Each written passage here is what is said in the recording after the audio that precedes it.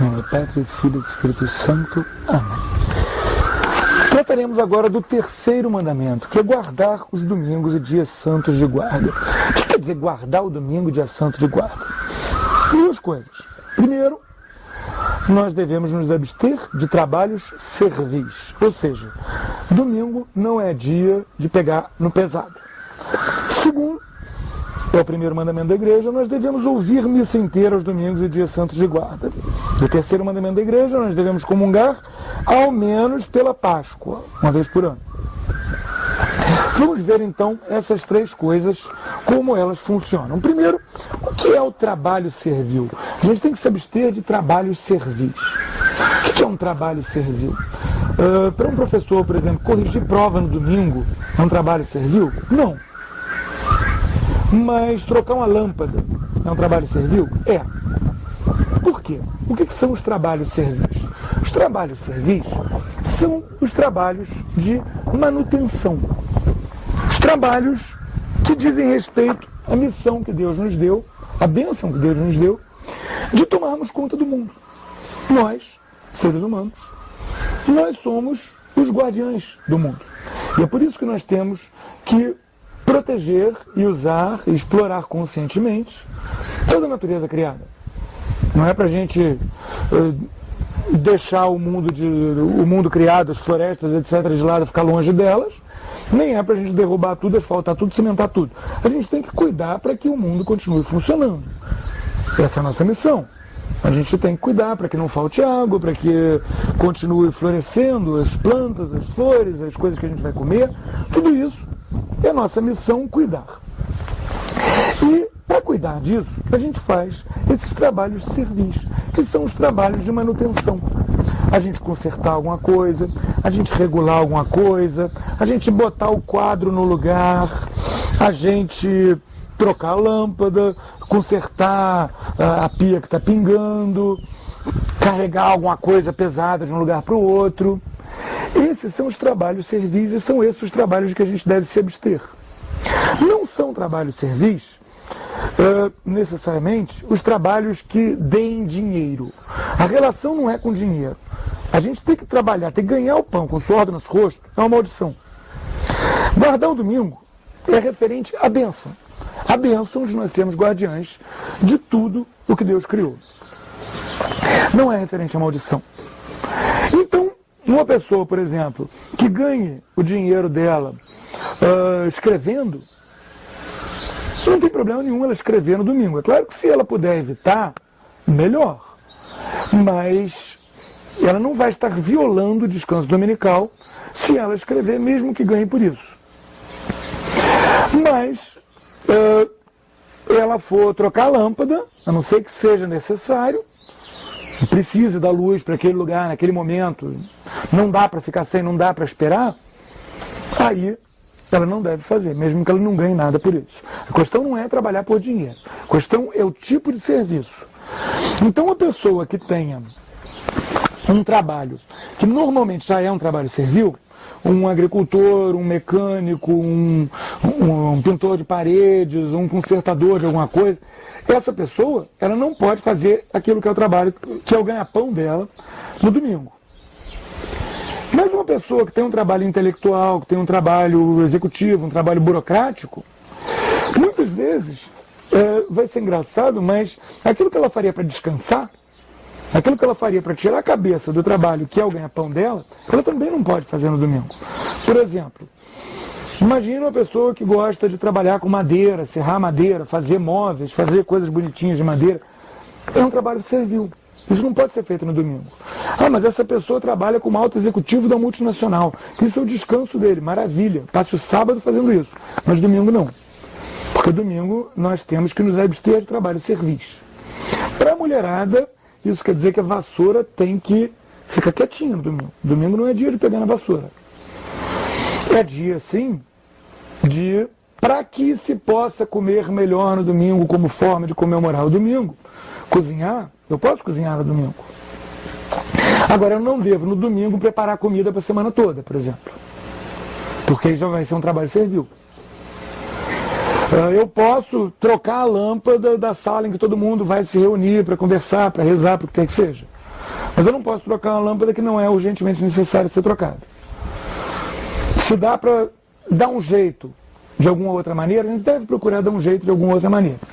Não é nada a ferro e fogo, não posso de jeito nenhum. Por quê? Porque o domingo foi feito para o homem, não o homem para o domingo. Então não é para a gente ser escravo do domingo, mas é para o domingo nos libertar por um dia dessa nossa função de custódio, essa nossa função de guardião, essa nossa função de ter que ir lá, cuidando da manutenção, cuidando de tudo, tirando a teia de aranha dali, tirando o capinzinho dali, cuidando do mundo como Deus mandou que a gente cuide. É o dia em que a gente descansa dessa nossa obrigação que vale ao longo de toda a nossa vida e que é exercida ao longo dos outros 6 dias da semana. Então, além de nos abster do trabalho e serviço, é necessário que nós ouçamos missa inteira no domingo e nos dias santos de guarda. O que são os dias santos de guarda? São as festas que a igreja manda guardar, que a gente não pode trabalhar. Aqui no Brasil, eles são feriados. Quando não são feriados, passa para o domingo. Então, é relativamente fácil da gente saber. Mas, o que é uma missa inteira? Aí há diferenças. O que é certo fazer? O certo fazer, a gente vê, a missa é às 10 horas. 5 para as 10 a gente está ali. Ou seja, a gente não deve chegar atrasado. Não é para pegar um pedacinho da missa. E a gente não pode sair antes. Quando é que a missa acaba? A missa acaba quando o padre sai do presbitério. Aqueles 3 degrauzinhos, na hora que ele desceu os 3 degrauzinhos, a missa acabou. Ah, mas ele está lá horas a fio, falando de sei lá o quê, convidando para o bingo. Lamento, uma falta de respeito da parte dele, mas a gente tem a obrigação de ficar lá até ele sair do presbitério. E a hora de entrar? Há quem diga que o essencial é a gente pegar a liturgia eucarística, quer dizer, do ofertório em diante. Há quem diga que o essencial é pegar da aclamação do Evangelho em diante. Mas, o que manda o mandamento da igreja? Ouvir a missa inteira. Ou seja, se a gente chegou atrasado, digamos, depois da aclamação do Evangelho, vai ter outra missa? Vamos ficar para outra missa. Porque a gente tem a obrigação de ouvir a missa inteira. A formulação nova diz participar da missa inteira, que é uma coisa muito mais difícil. Porque participar não quer dizer responder. Participar não quer dizer falar alto. Participar quer dizer unir as nossas dores, as dores de Cristo na cruz. Porque a missa é o sacrifício do Calvário, tornado novamente presente de forma incruenta sobre o altar. Participar é muito mais difícil do que ouvir. Mas a igreja não demanda o impossível. Muitas vezes, para alguém, vai ser impossível participar. Por quê? Porque aquela missa é um fuzuê, tem uma gritaria danada, uma banda de rock tocando, gente balançando folheto, coisas que impedem a participação real. Mas, mesmo assim, a gente tem que estar lá, a gente tem que ouvir aquilo. A única ocasião em que a gente não vai ter essa obrigação é quando aquilo para a gente é impossível. Por exemplo, eu moro na roça, dá para ver, né? A missa mais próxima, de carro, tranquilo, 10 minutos eu estou lá. Agora, eu tenho um problema nas pernas, eu não consigo andar muito. Eu preciso de uma bengala para andar. Se o meu carro quebrou, eu não tenho como ir à missa, eu não tenho como ir à missa. É a vida. Eu estou dispensado do preceito. Ah, o outro está doente, está com dores, está internado no hospital. Está dispensado do preceito. Ou a única missa que tem para ir é um tamanho furdúncio que o sujeito vai lá e, ao contrário de participar, ele passa a missa inteira fazendo força para não xingar em voz alta, não gritar e não ir bater no padre. Bom, está dispensado. Melhor seria se ele conseguisse pegar e rezar um rosário inteiro ao longo da missa, entregar para as almas, mas se não dá, não dá. A gente não é obrigado ao impossível.